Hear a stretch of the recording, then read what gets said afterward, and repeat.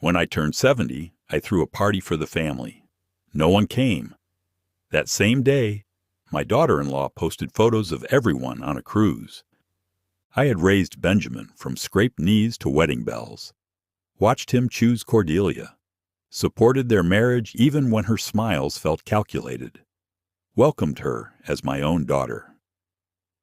For 23 years, I believed we were family. But family doesn't abandon you on your 70th birthday for a secret vacation. Family doesn't lie about last-minute emergencies while posting champagne toasts from a ship deck. Family doesn't leave you sitting alone among untouched cake and wilted balloons, finally understanding how little you matter. That betrayal taught me everything I needed to know about choice.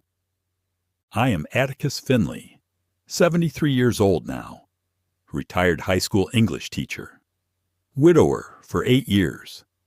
I spent 42 years teaching teenagers about loyalty and literature, about the bonds that hold families together, about honor and respect between generations. I thought I understood these concepts. I thought I lived them. My son Benjamin was born when I was 28. Margaret and I had waited 5 years for him. 5 years of hoping, of disappointment, of medical consultations that led nowhere. When he finally arrived, screaming and perfect, I made a promise to be the father I never had. I kept that promise. Little League games every Saturday. Piano lessons he quit after 2 months. Science fair projects that kept us up until midnight. College tuition paid in full. Wedding expenses that emptied our savings account. I never complained, never hesitated. This is what fathers do. Benjamin married Cordelia when he was 31. She was beautiful in that careful way some women perfect. Every hair positioned deliberately. Every smile timed precisely. Every word chosen for maximum effect.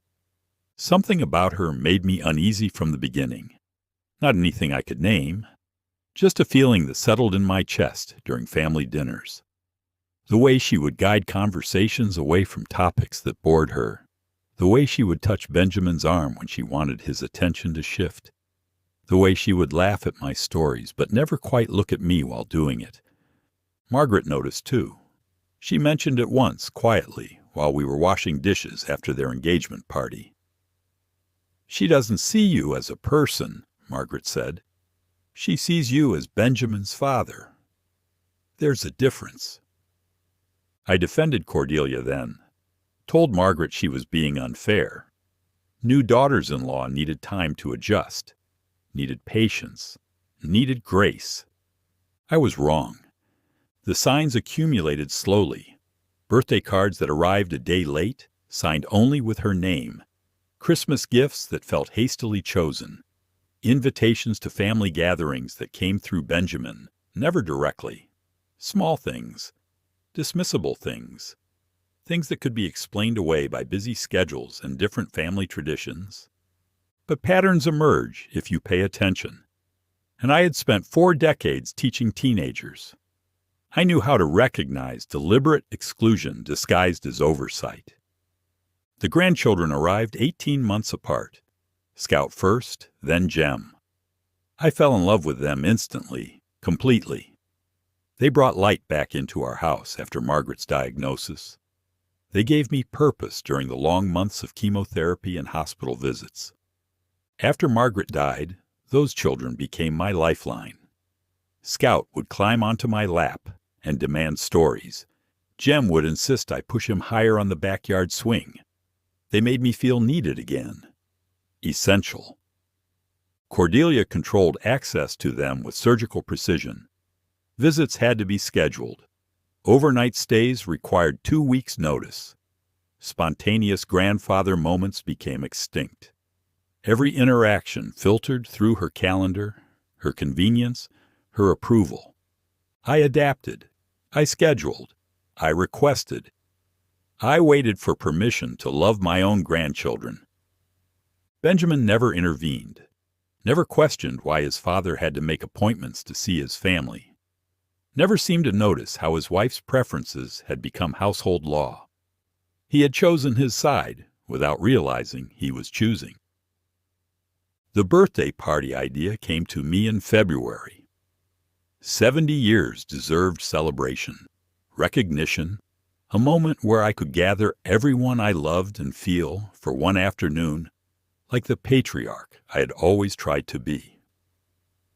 I began planning immediately, called the caterer Margaret and I had used for special occasions, ordered flowers from the shop downtown, chose the menu based on everyone's favorites, Scout's Petite Fours with pink frosting, Jem's chocolate fountain, even Cordelia's preferred champagne, though she had never told me directly what she liked. I had observed, I had noted, I had remembered. The invitations were my masterpiece, cream cardstock with gold edges, hand-lettered with the fountain pen Margaret had given me for our 20th anniversary, each one personalized, each one written with care. Benjamin's response came by text. "Wouldn't miss it for the world, Dad. Can't wait to celebrate you properly." The children called me directly.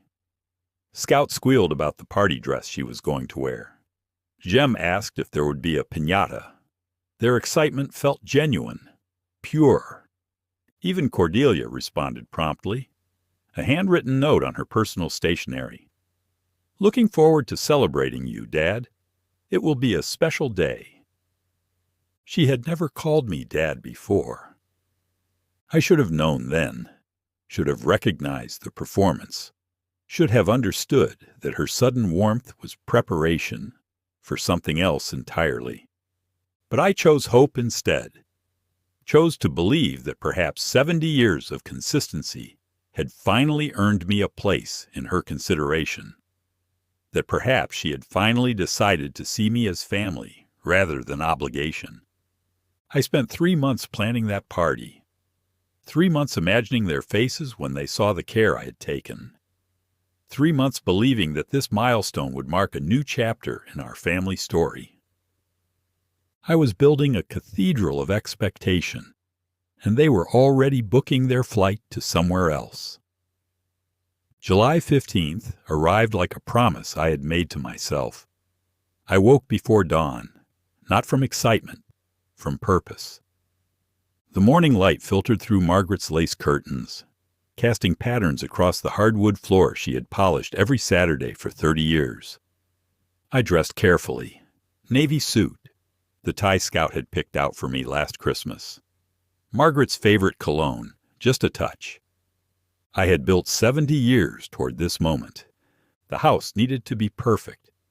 I moved through each room with military precision, straightened the photographs on the mantel, adjusted the flowers I had arranged yesterday, checked the dining room table for the 7th time. 8 place settings, 8 chairs, 8 chances to get this right. The caterer arrived at 2:30. Professional woman named Helen. Kind eyes, efficient hands. She transformed my kitchen into something worthy of celebration. "Lovely to see a family gathering planned with such care," she said, arranging the petits fours on Margaret's china plates, each one placed with deliberate attention. Pink frosting roses for Scout, chocolate drizzle for Jem. 70 years, I told her. Seems worth celebrating. She smiled. Family is everything. I believed her. 3:30 brought the final preparations. Ice in the champagne bucket, napkins folded precisely, the chocolate fountain assembled and tested, everything Scout and Jem had requested, everything I had promised. 4 o'clock, the appointed hour. The moment I had circled on my calendar in red ink, the time when my family would walk through that door and see what their presence meant to me. 4 o'clock came and went. I stood by the window watching the empty driveway, listening for car doors, checking my phone for messages. Nothing. 4:15. Traffic, perhaps. Work complications, last-minute errands. Reasonable explanations for reasonable delays. I rearranged the napkins, adjusted the flowers, checked the champagne temperature. Busy hands for a busy mind. 4:30. The petit fours began to look lonely on their elegant plates. The chocolate fountain hummed its mechanical song to an empty room. The silence grew weight. 4:45. I called Benjamin, straight to voicemail, his cheerful voice promising to call back soon. I hung up without leaving a message. What would I say? Where are you? Too desperate. I'm waiting? Too pathetic. 5 o'clock. The ice in the champagne bucket started melting. Tiny fractures and pops. The sound of time passing. The sound of hope dissolving. I began making excuses for them. Emergency at work. Sick child. Car trouble. Family crisis. Anything but the truth that was growing clearer with each passing minute. 5:30. The shadows lengthened across the dining room. The afternoon light shifted from golden to amber. The party decorations began to feel like accusations. 6 o'clock. Mrs. Patterson knocked on my door. Sweet woman from next door. Always worried about me since Margaret passed. Always checking in with homemade cookies and gentle concern. Atticus, dear, she said, peering past me into the decorated house. Are you having a party? I was, I said. Oh, her face fell. I'm sorry. I saw on the Instagram that your family was on some lovely vacation. I thought maybe you were joining them. Instagram. The word hit me like cold water. I had forgotten about the account Benjamin had helped me set up months ago. For emergencies, he had said. For staying connected, he had insisted. Could you show me? I asked. Mrs. Patterson pulled out her phone. Her fingers moved across the screen with surprising dexterity. Here, she said, turning it toward me. They look so happy. The first photo stopped my heart. Benjamin and Cordelia on a ship deck. Champagne glasses raised. Sunglasses reflecting Caribbean blue. Both of them laughing at something off camera. The timestamp read 4:47 p.m. Today, while I had been calling his phone, while I had been waiting, I scrolled down. Scout in the dress I had bought her for Easter, the pink one with the white collar. She was leaning against a ship railing, ice cream cone in hand, smile bright as summer. Jem at a buffet table. Mountains of food behind him. The same excited expression he wore at my house when I made pancakes. The same joy, directed elsewhere. Another photo. All four of them around a dinner table. Formal clothes, celebration poses, a birthday cake visible in the background. Someone else's birthday. Someone else's family. The caption read, Spontaneous Family Adventure. Sometimes the best memories come from saying yes to unexpected opportunities. Living our best life.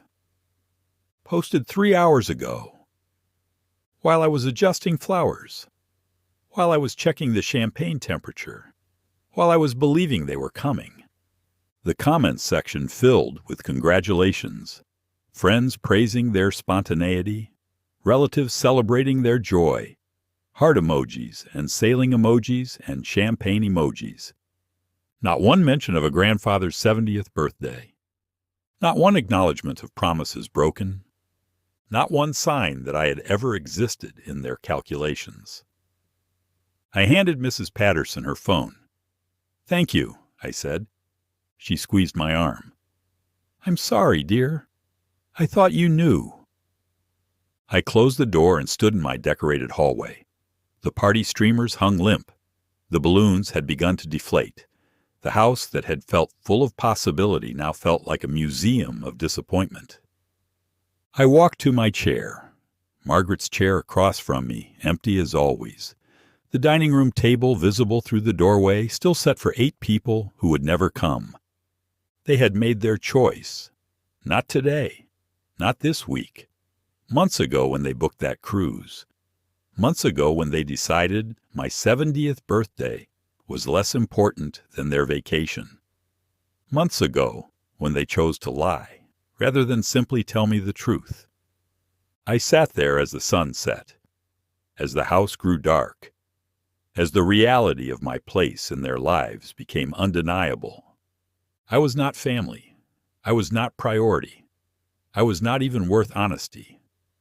I was simply the man who had raised Benjamin, who had paid for his education, who had walked him down the aisle, who had loved his children unconditionally.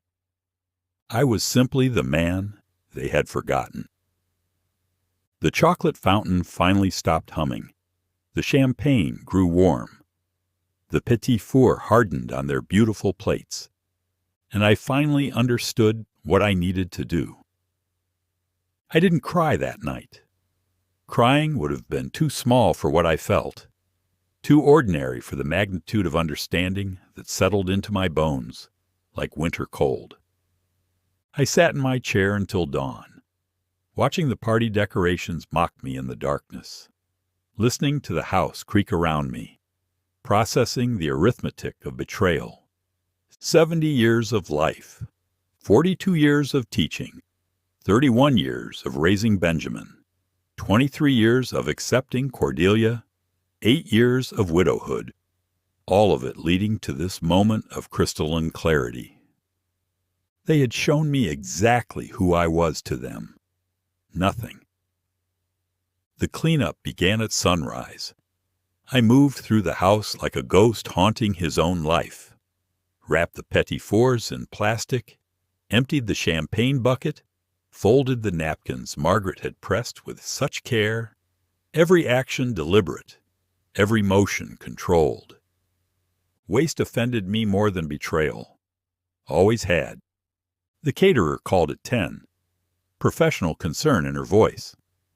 "Mr. Finley, I wanted to make sure everything went well yesterday." "It was perfect," I told her. "Exactly what I expected." She paused. "I'm glad to hear that." I paid her bill in full, added a generous tip. She had done her job flawlessly. The failure belonged elsewhere. Monday brought the first call.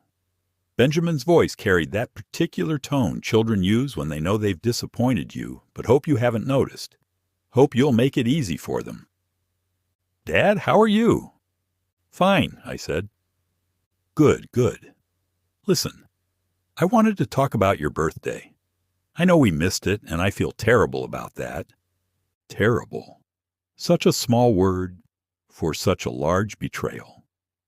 "It was a last-minute thing," he continued. "This cruise deal came up, and Cordelia said we should jump on it. Family time, you know. She tried to call you, but couldn't reach you." The lies flowed like water, smooth, practiced, designed to make me complicit in my own dismissal. "We'll make it up to you," he said. "Big celebration. Maybe next weekend." "That's not necessary."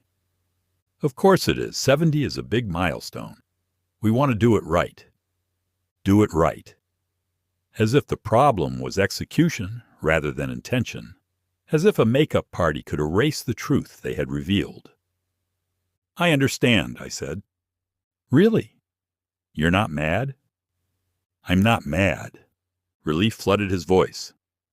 "Great, I was worried.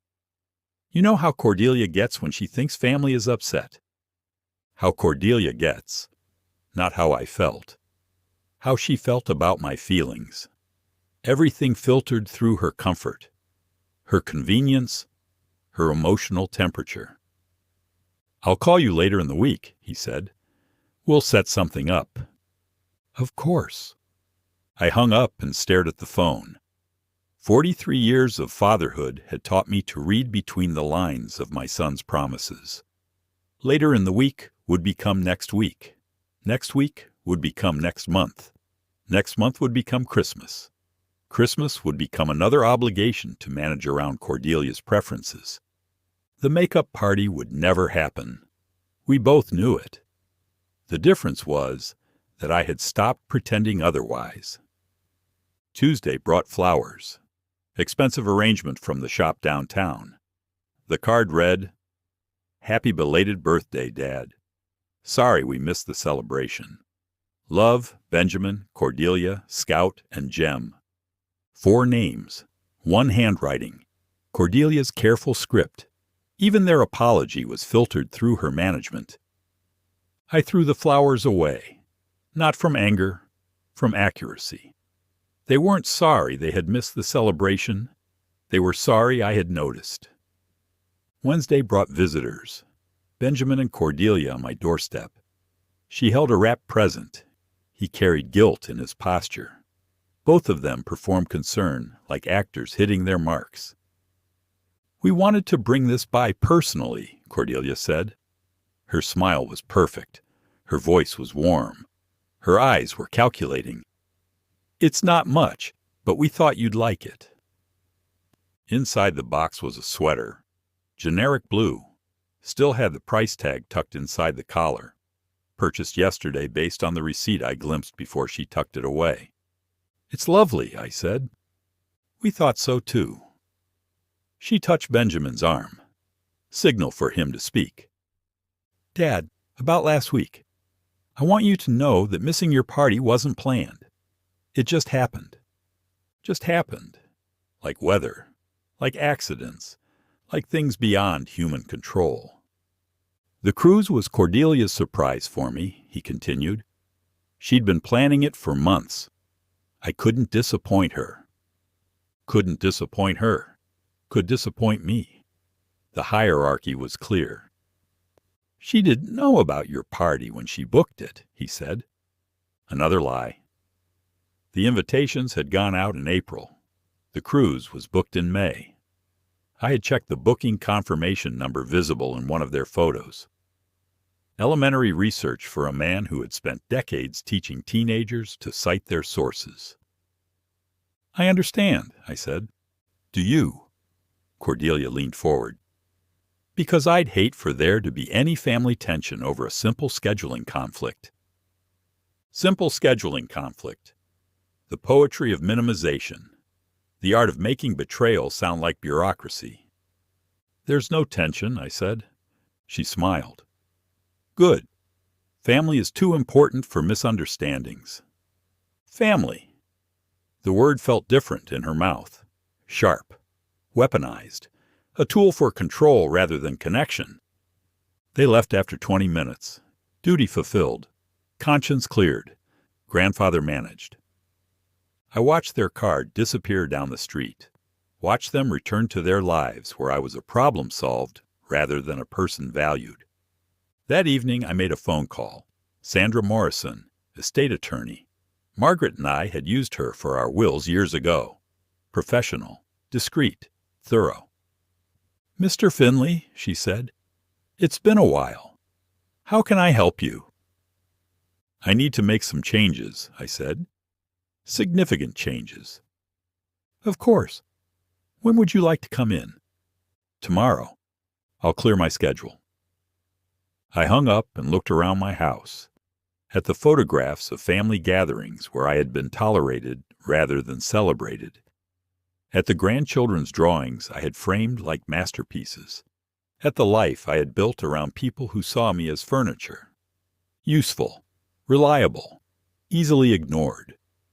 Tomorrow would begin the process of teaching them the difference between a grandfather and a bank account, between family and inheritance, between love and obligation. Tomorrow would begin their education in consequences. I had spent 70 years being the man they could count on. Now they would learn what it meant to lose him. Sandra Morrison's office smelled like leather and old paper, the scent of important decisions, of documents that changed lives with signatures and dates. You want to revise everything, she said, reviewing my notes. Not a question, a confirmation.